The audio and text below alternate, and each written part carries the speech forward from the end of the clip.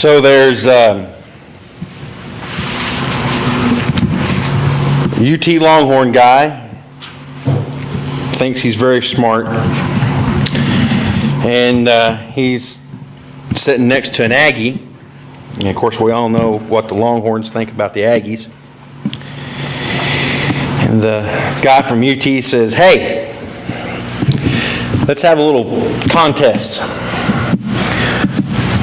I'll ask you every question I ask you and you don't know the answer.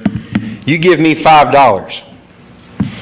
And if you can ask me a question that I can't answer, I'll give you $5,000. Aggie says, "That sounds like a pretty good deal. Let's do it." So the UT guy says, "How many continents are there in the world?"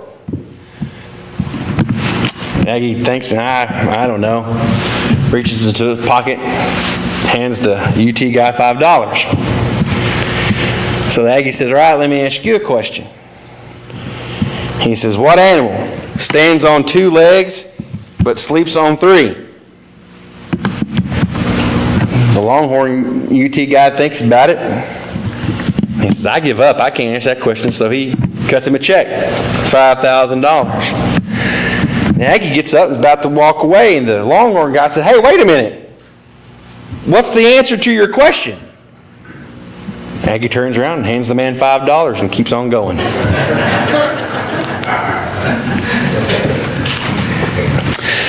We're getting close to middle point of our study on our talks on our PM services on what heaven's going to be like. And we've had a pretty good description so far of how big heaven's going to be, and what it's going to be a place of reunions. We talked about last Sunday how we're going to have so many things, how there's not going to be anyone there who needs an introduction. Tonight we're going to look at how beautiful heaven must be. That's a song that we have in our songbooks. But heaven is a place of beauty. Now, show of hands, how many of you here have ever been to the Grand Canyon? Oh, wow, good group of y'all have been to the Grand Canyon. Me and Jerry were talking, and I said, "Now, Jerry, I may say something that might get you a little upset, because I have only seen the mountains in the Tennessee, the Blue Ridge Mountains in Tennessee once. But I've been to the Rockies a bunch of times, and I'm more partial to the Rockies than the Blue Ridge." And he goes, "Well, they're both beautiful and majestic, just in different ways." Michelle's parents they like to go on cruises, and they always talk about how they enjoy going, down to South America and things like that. He says, "But," he goes, "you've never seen anything until you've gone on an Alaskan cruise and looked at the glaciers close up. You see these pictures of these huge, giant glaciers, and then they bring that boat, right next to them, and let me look straight up, how tall as mountains." Mom and Dad took a trip one summer. They decided they were going to Mom wanted to go back to where she was born. She was born in Long Beach, so they took a little trip out to California. Of course, they went through the redwoods and saw the giant redwood trees and the giant sequoia trees. And those things, like the Grand Canyon, the Rocky Mountains, the Blue Ridge, giant glaciers in Alaska, giant redwood trees, things not man-made, just really take us back, and really all you can say is, wow. And then you go and you can go into museums, or you can see buildings and designed by people in the past, like the pyramids, or you can something a little closer to our timeline, where I've been to Great Britain, and I've seen Big Ben. I've seen in Big Ben's incredibly large and huge, and it's just amazing.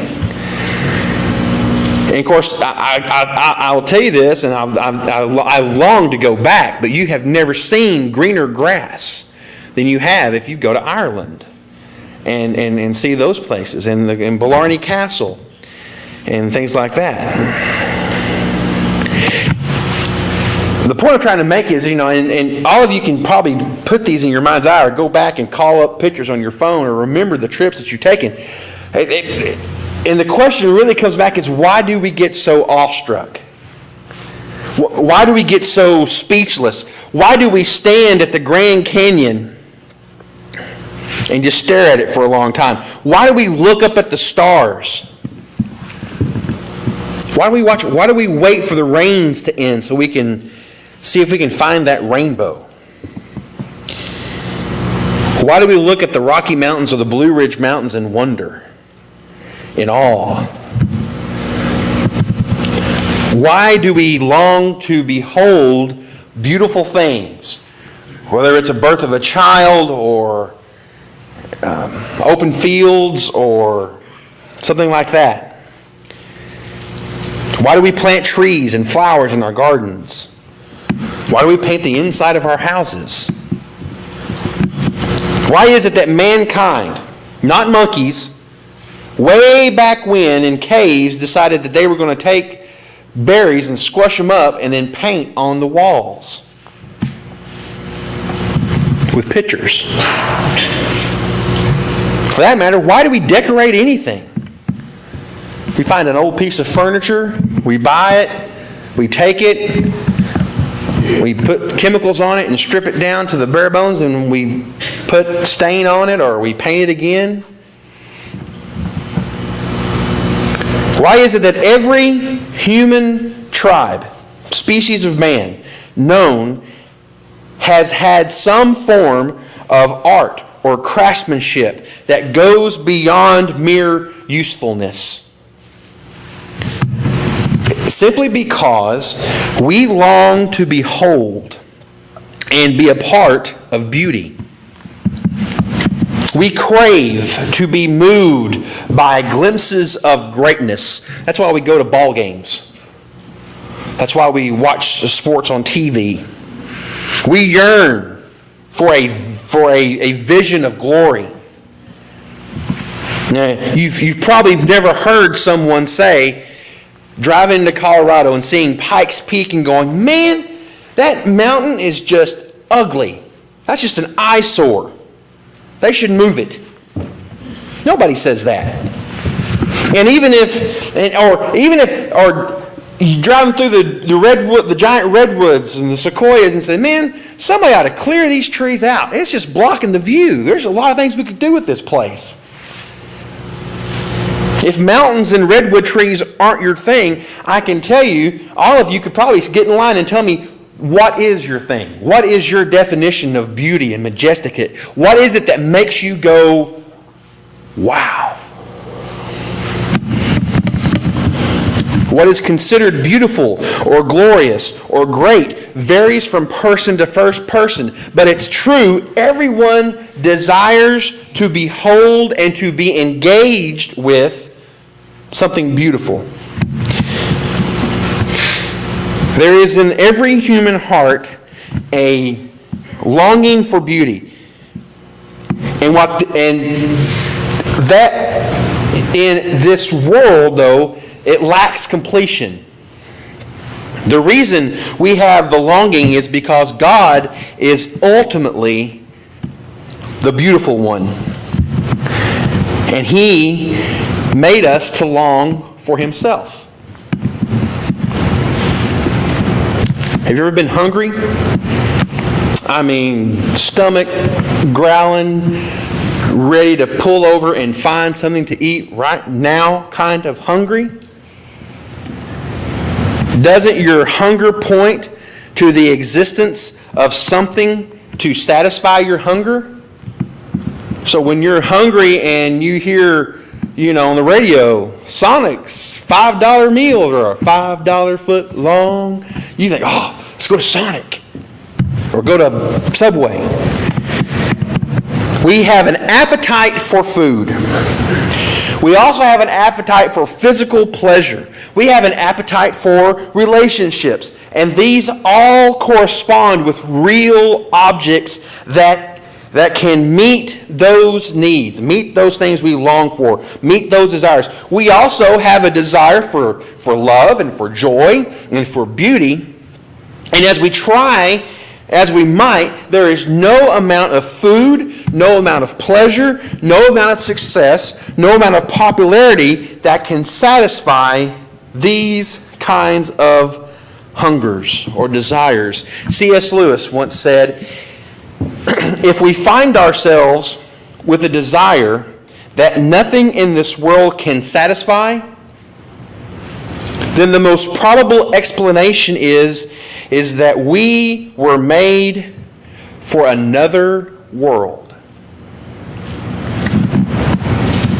And that's where we run into trouble, is when we live within the expectation that we were made for this world. We try to satisfy ourselves with the things that were not made to satisfy us. The things that were made to point us to the one who can and will satisfy the longing for our souls. Everything less than God leaves you unsatisfied. Something to think about tonight when you go home to bed. Everything less than God leaves you unsatisfied. If you don't believe what I'm saying, just file it away for a while.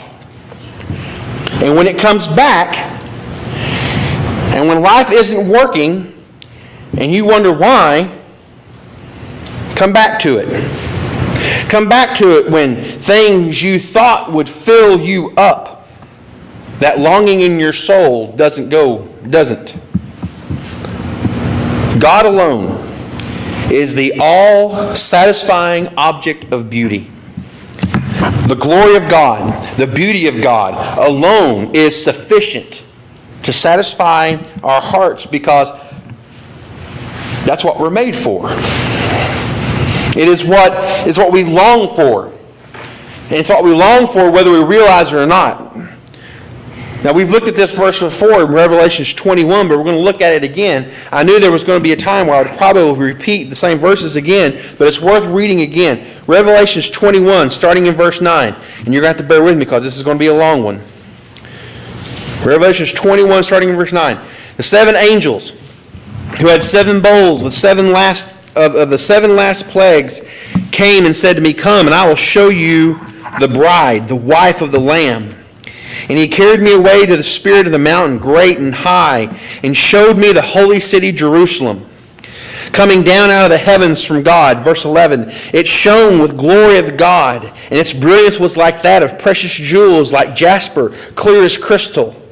It had a great high wall with 12 gates, and with 12 angels at the gate. And on the gates were written the names of the 12 tribes of Israel. There were 3 gates to the east, 3 gates on the north, 3 on the south, and 3 on the west. And the walls of the city had 12 foundations, and on them were the names of the 12 apostles of the Lamb. The angels who had talked to me had a measuring rod of gold to measure the city, its gates and its walls. The city was laid out like a square, as long as it was wide. And he measured the city with the rod and found it to be 12,000 stadia in length, and as wide as it was high as it is long. And he measured the walls, and it was 144 cubits thick by man's measurements, with the angel which the angel was using. And the wall was made of jasper, and the city was pure gold and as pure as glass.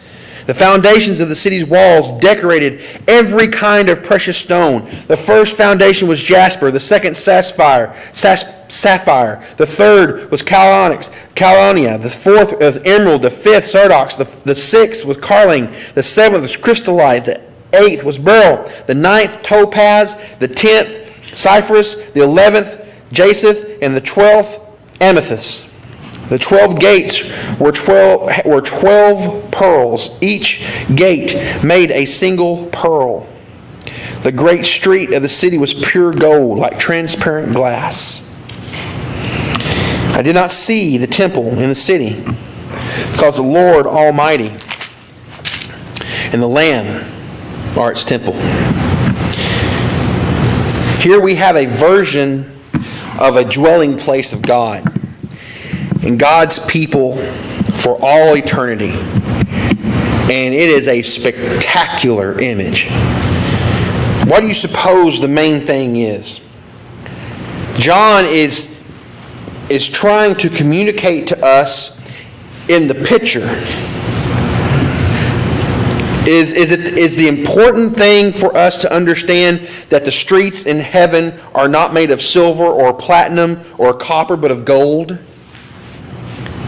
That the gates are made of pearls, and that there are emeralds and diamonds, and that is it important to understand that the city is 1,400 miles by 1,400 miles? Therefore, if you placed the city in America, it would span from New York to Denver and from Canada to Florida. And if there were 10 billion people in heaven this size, each person could have 125 acres to themselves. There's some math for you. Why is he trying to communicate these particulars? Or is he trying to communicate that heaven is a place of immense beauty? Is he trying to help us understand the majesty and the splendor and the greatness and the glory of the eternal home of those who love him? That deep longing that we have within us to behold and to be a part of a great beauty will forever be satisfied by the perfect beauty of our eternal home. You don't go to the Grand Canyon to feel better about yourself. You don't stare at the giant redwood trees in California to increase your self-esteem. To contemplate your greatness, you don't go and look at the majestic Mississippi River. You gaze in awe and in wonder because you were made to be satisfied with splendor that is outside yourself. And in those moments, our souls feel at least just a little, partly because in those moments, it's not about us. In those moments, we understand that, we're wallowing in our own greatness and beauty. And when we do that, we discover that all that is empty. It's meaningless. And if we have that experience, to see how tall it is, 1,400 feet tall. Okay, just so Mount Everest is 29,000 feet tall, 5 miles high. So imagine the New Jerusalem, 1,400 miles, and it's so much more beautiful than anything you've ever seen. But here's the thing about it: the New Jerusalem, heaven, is not a hall of mirrors. It's not about us. It's all about the glory and the majesty and the beauty of God. Let me tell you something. All of you here were written and were created, and there's a law that was written on your heart to be infinitely, eternally, fully, joyfully satisfied in a grand splendor, not in a great self.